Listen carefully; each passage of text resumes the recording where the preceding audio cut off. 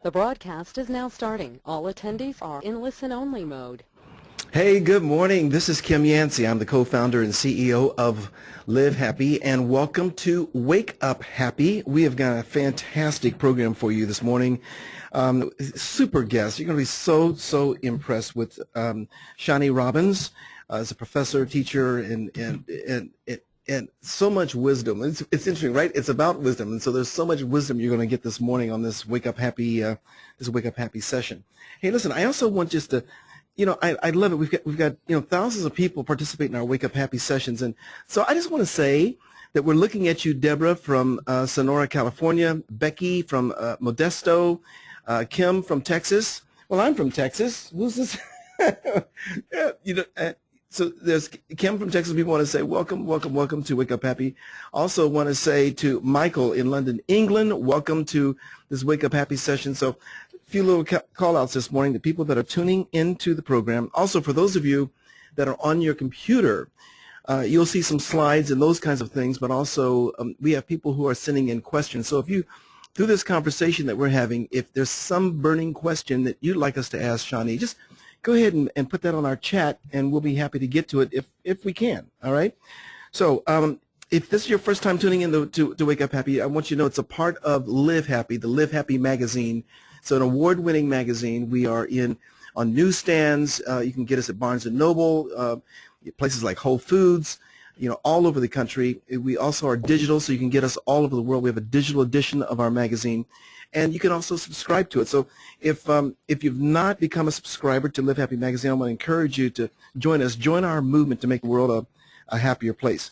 Also, go to livehappy.com. I mean, I've got to tell you, the writers and our team just do an extraordinary job with content, unlike anything I've ever seen, because everything we do is based on science, academic studies, proof. So anything that we write about is all substantiated by the research in the market, the latest cutting-edge research in the field of happiness and positive psychology. So livehappy.com, and it's right there for you. And the best part is it's all free. It's our give to you. And to get social with us, you can tag us at Wake Up Happy with Twitter. It's My Live Happy. With Facebook, we're My Live Happy, and of course with Pinterest and and all of that. So you can find us there. All right, are you ready to get started? We sure are. Let me tell you about our guest. Shani Robbins pioneered the field of wisdom therapy in 1998. He is a licensed psychologist and the founder and director of the Wisdom Therapy Institute. He is an instructor at Stanford University Medical School's Health Improvement Program and an assistant professor at the Institute of Transpersonal Psychology. Dr. Robbins received his BA in Psychology and Philosophy from UCLA, his MA and PhD in Cognitive Experimental Psychology from UC Santa Barbara. He's completed a 2-year National Institute of Mental Health postdoc at UC Irvine and a PhD in respecialization in clinical psychology. Now, I want to make it clear. I know that Michael Jackson wrote the song "I'm Bad," but Dr. Robbins is bad. Okay, let's make this. Let's get this straight.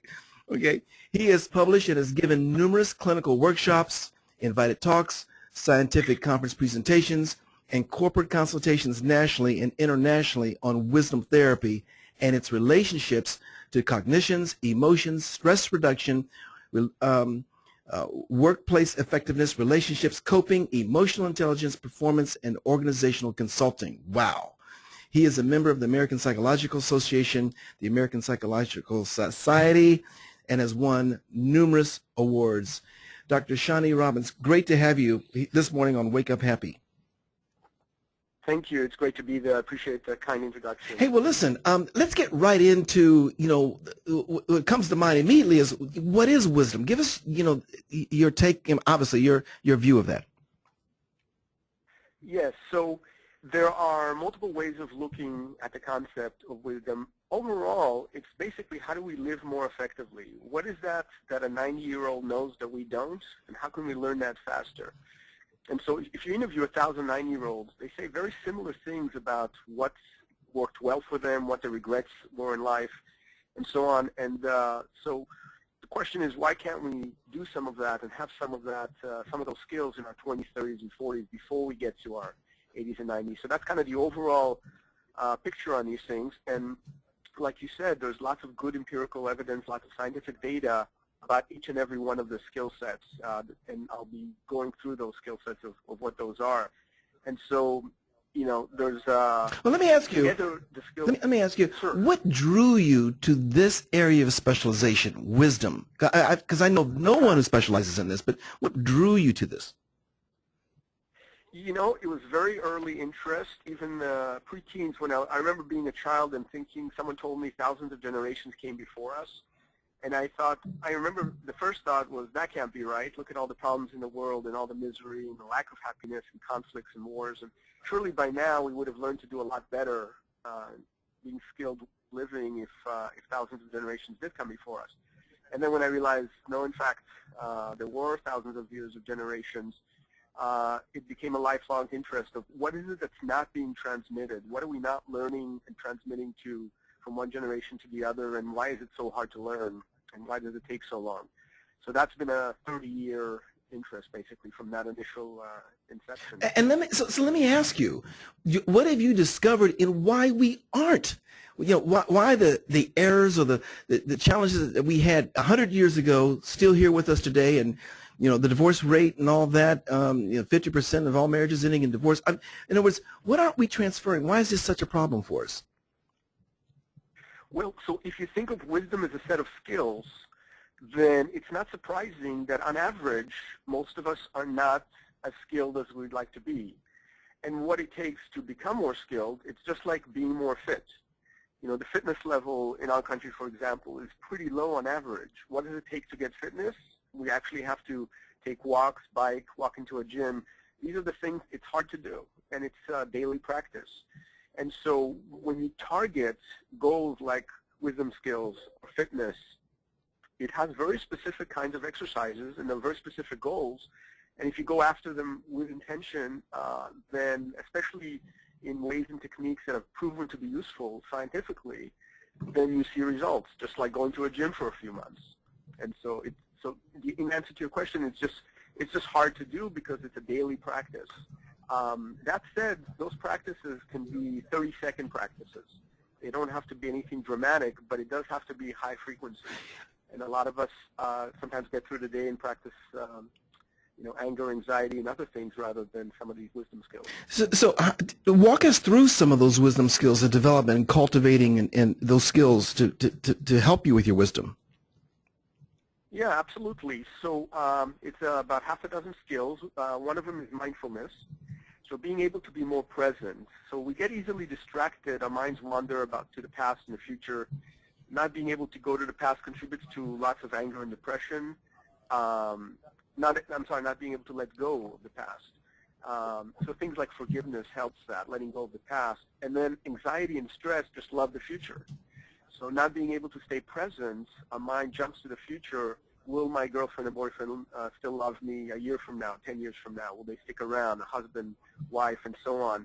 Will I keep my job? Will I be happy in my job? And as our thoughts go to the future more and more, anxiety has a foothold. So the mindfulness skills, being able to be present, does a lot to mediate the escalation of anxiety. So just that one skill alone, there's lots of 20 years of outcome data of how effective that is in terms of being present. And the technique is mindfulness meditation. So that's been proven successful. One of the pioneers, Jon Kabat-Zinn, mindfulness-based stress reduction, has a couple of great books out there. One is called Wherever You Go, There You Are, the other Full Catastrophe Living. And there's lots of other good books on this field, but it's out there, and we can start taking one at a time and practicing these skills. And again, it doesn't have to be anything dramatic in retreats or anything like that. It could be 2 to 5 minutes a day, sprinkled throughout the day. Like when we're in line at Starbucks, or when we're driving, or sitting in a board meeting. And for example, for you, I love this, by the way, but for you, you're standing in line at Starbucks, how would you practice mindfulness in that moment? What would that look like? So as you yeah, it's a good question. As you're standing in line, your thoughts could start wondering, okay, after I get my coffee, I'm going to get on the road. I wonder if it's going to be road traffic. I wonder if the traffic will lead to me being late. If I am late, the person will be my boss will yell at me, and so on and so on. Our mind starts wandering into the future, as opposed to just being present. And if we're present, we're literally just in line. Let's look around and see what is it about what we're doing right now that's interesting or pleasant. And one wisdom skill rolls into another. So for example, gratitude is a second wisdom skill. Being grateful for things we have. For example, being able to afford $5 for a cup of coffee, that's pretty good place to be in life, because there's 1 billion people in the world that live on $1 a day. Right. And so we have it pretty well here, and that kind of gratitude practice, the fact that we're even standing upright in line, we're not in a wheelchair, we're not in a hospital somewhere. So it's really quite open to us coming in with multiple gratitude practices, and the 5 minutes in line, we can use that as the opportunity to practice. So as we're more mindful, now the other skill of gratitude starts coming in. And so that's how one of these skills leads to the other. And there's several other skills that overlap with those as well. Right, right. Gotcha. It's mindfulness, you teach it and you practice it, but people really have a challenge with these things. These simple things, people have a challenge with. I notice when you're teaching at school and explaining this to the students, do they absorb it pretty quickly? Are they able to practice these things pretty readily once it's brought to their attention? Yeah, that's an excellent question, and not just in schools, but to clients who come to me in private practice with anger, anxiety, depression, and so on, and then also in organizations doing conflict resolution, emotional intelligence training. And the short answer is yes. And I think it's not so much about wonderful trainings. It's that these things are highly relevant. So when you do hone in on the most relevant things, and doing it with some lightness and humor helps. But when you do focus on some relevant things, it just rolls downhill. People see the value of that. So another example, let's go back to the Starbucks line. If we're standing there, one of the other wisdom skills is empathy and compassion. And so we could sit here and practice complaining, and it's all about me and I. Or we could look at the cashier and say, wow, there's 10 of us in line. She has a pretty hard time trying to satisfy all of us. I wonder how she feels. Yes. And that's a quick 30-second exercise, and that's what I call micro exercises. That's a quick 30-second one that elicits empathy rather than anger or anxiety. And our day is replete. It's ubiquitous. There's lots of examples in traffic or in lines and meetings and so on. So there's no shortage of opportunities. So I have, number 1 is mindfulness. Number 2 I have is gratitude. Are you saying number 3 is empathy and compassion? Are they? That's okay. Right. So that's yet one more skill. And empathy and compassion, being able to tell how somebody feels, taking a moment and wondering, I wonder how that person, what they're thinking, what they're feeling, what is it about that? And that takes practice. And when we're very young, at 2 or 3 years old, it's all about us. It's me, I. As we start aging, adolescence, young adulthood, middle adulthood, and so on, we start realizing, hey, the world doesn't revolve around us. There's other people in our society. They have needs too. So, for example, when we're in traffic, so a lot of times we curse traffic, and then we talk to each other, and we're all encouraging each other's cursing of traffic and anger and so on. And so we reinforce it in each other, as opposed to, for example, being in traffic and saying, other people are trying to get to work as well. And so it makes sense, and it's almost comical. It's like part of our complaining about traffic is I can't believe other people are using my streets. Using my streets, yes, right, right. Yeah. How dare they, right? It's my private road. And so reminding ourselves that other people have needs, and they're perfectly legitimate, and they're pursuing those. And so that also makes us more realistic. And that's another wisdom skill, just pure realism. So, what do you call that again? You call that, what are you saying? Realism. Realism, okay. Okay.